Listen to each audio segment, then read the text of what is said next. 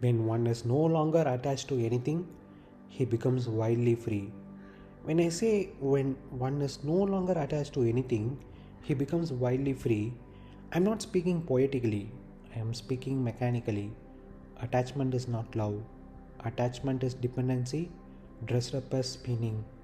A man is attracted when his emotional state depends on outcomes. His peace depends on people. His sense of self depends on being seen, respected, wanted. His motivation depends on reward, validation, or future payoff. This man is not free, he is managed by life. What attachment actually is? Attachment means your inner state is outsourced. Something outside you has leverage over you. If she stays, you feel alive. If she leaves, you collapse. If you win, you expand. If you lose, you shrink. If they approve, you move. If they don't, you hesitate. That is not living, that is reacting. Why attachment destroys clarity? Attachment distorts perception. You no longer see what is, you see what you need. Need creates blindness. You tolerate disrespect, you lie to yourself, you chase illusions, you call fear hope, you call dependency love. The attached man cannot tell the truth because truth might threaten the attachment. What happens when attachment drops? When attachment falls away, something shocking happens. Nothing dramatic. No fireworks, no bliss state, no permanent smile. Instead, your decisions become clean. Your words become few. Your movements become precise. Your energy stops leaking. You stop asking, what will this give me? You start moving because movement itself is correct. This is freedom. When I say wildly free, because this freedom is uncontrolled, you are no longer motivated by fear, anchored to outcomes, softened by hope, weakened by loss. You can walk away without anger, you can stay without need, you can lose without collapse, you can win without intoxication. That is wild. Life cannot hook you anymore. This does not mean withdrawal from life. This is where people misunderstand. Detachment does not mean sitting in a cave, rejecting ambition, avoiding relationships, becoming passive. It means you participate without identity glued to the result. You work, but you are not your work. You love, but you do not cling. You build, but you do not need it to complete you.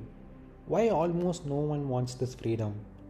Because attachment gives drama, meaning, emotional highs, stories, identity. Freedom gives silence, simplicity, responsibility, aloneness. Most men prefer comfortable bondage over silent freedom. The final truth: a man becomes wildly free the moment he realizes nothing owes me happiness, nothing completes me, nothing defines me. From that moment on, life stops controlling him, people stop owning him, outcomes stop shaping him. He moves, not because he must, but because it is correct to move. That is freedom. This applies especially to attachment to people and so called love. What most people call love is attachment. What you usually call love contains fear of losing the person, need for reassurance, hope that they will make you feel whole, dependence on their behavior for your peace. The moment fear enters, love has already left. Love does not ask, will you stay? Do you still want me? What am I without you? Those are attachment's questions. How attachment to people enslaves a man? Attachment to people is the most dangerous form of attachment because your identity leaks into them. Your self-worth gets negotiated daily. Your decisions become emotional bargains. You start adjusting yourself to be loved. You stop being honest to avoid loss. You tolerate what you shouldn't. At that point, the relationship owns you. Why this feels like love? Because attachment feels intense, strong emotions, high drama, deep longing, pain when absent. The mind mistakes intensity for truth, but intensity is not depth, noise is not meaning. What real love looks like and why it's rare. Real love has no fear, no bargaining, no need to possess, no demand for reciprocation. You are fine whether person stays or leaves. Not cold, not indifferent, just not dependent. That state is threatening to most people because it removes leverage. Why relationships collapse when attachment is exposed? As long as attachment is hidden, things seem fine. Then respect drops, effort becomes one sided, the illusion cracks, the man collapses not because he lost someone, but because he lost what he attached his identity to. That pain is not heartbreak, it is withdrawal. Detachment does not mean absence of connection. Detachment means you don't need the other to regulate you. You don't use the relationship to escape yourself. You don't turn love into a survival mechanism. You can be with someone without shrinking or chasing. The core truth. Attachment says, I need you to be okay. Love says, I am okay. You are welcome. One is bondage, the other is freedom. When attachment to people drops, no one can control you emotionally again. That is why freedom feels terrifying and why it is real. Attachment is dependence disguised as love.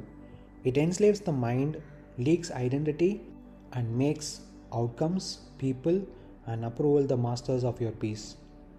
True love and freedom arise when nothing outside you regulates your state.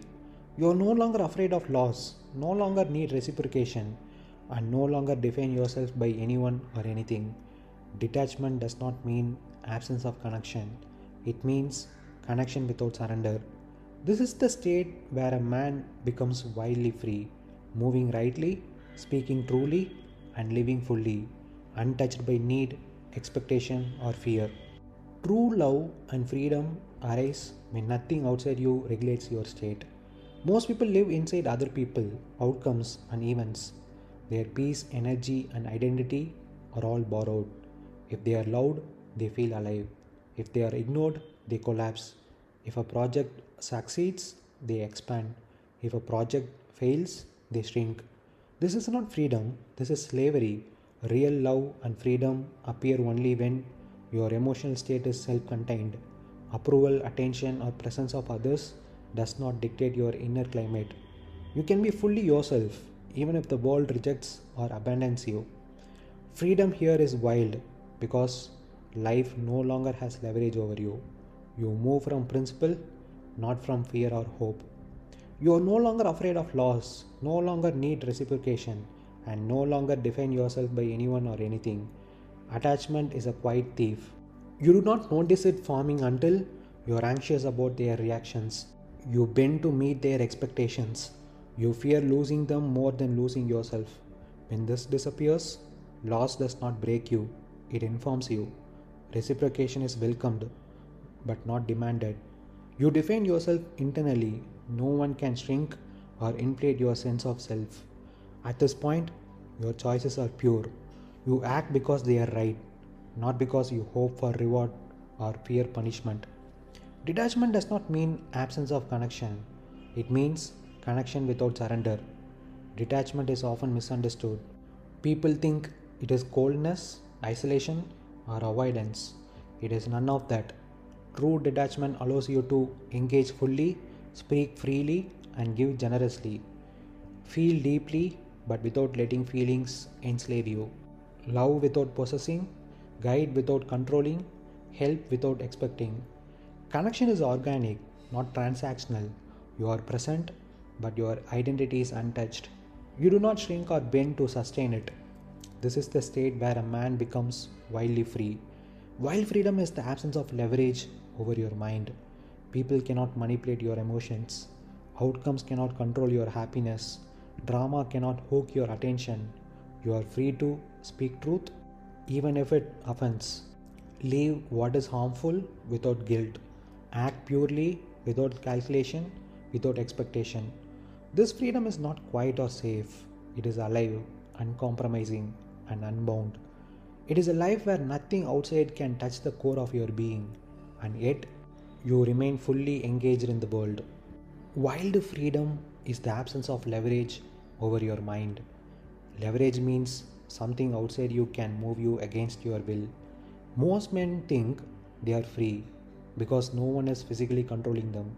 But Psychologically, they are owned by people's reactions, future outcomes, emotional drama. Wild freedom begins the moment nothing external has a handle on your inner state. People cannot manipulate your emotions.